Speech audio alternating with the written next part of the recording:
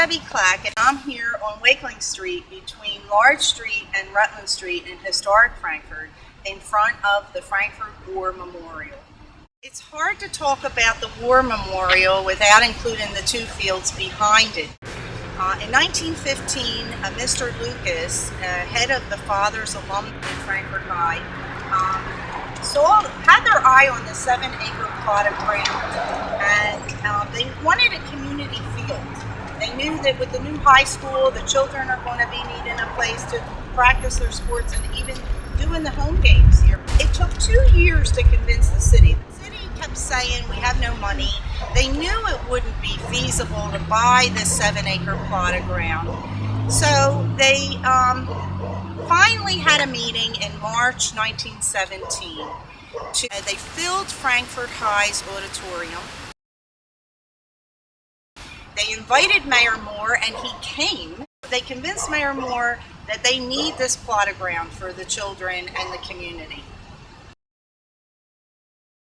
Mayor Moore signed a bill to appropriate $150,000 to secure the 7-acre plot, and it was known as Community Field. Now we have World War I coming to an end, and the community sees a need for a war memorial. There was a lot of men that served in World War I in Frankfurt. In the meantime, there was another committee that had their sights on building a stadium. So a wise businessman in the area, John Sidebottom, who lived at Castor and Herbert Street, he united these two groups of people, and they called themselves the War Memorial Stadium Committee. So they focused on the War Memorial first. They had to raise their own money. They couldn't ask the city for money for this. This was a community effort. They had lofty goals for this War Memorial. The facade you see is only a part of what their plans were. They were planning on a museum and a community room behind it. But this all hinged on the amount of money they had to raise. They raised $10,000. They hired Paul Philippe Craig, a world-renowned architect. He designed the Federal Reserve building downtown, the Benjamin Franklin Parkway, and after World War I, he became really known for his war memorials. Now, the unique thing about this war memorial is it not only commemorates the men who served, but their mothers. The War Memorial was dedicated November 11th, 1922. All the dignitaries in Frankfurt, big parades going on.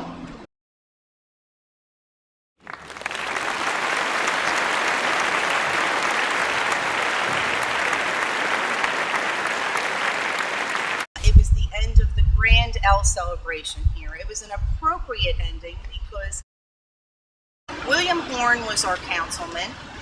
There was his little daughter, Mabel Noble. She was 6 years old, and she had the honor of cutting the ribbon when the War Memorial was dedicated.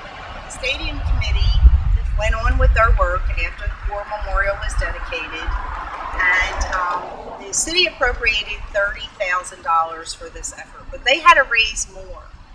And it took them 7 years to raise this money for the stadium.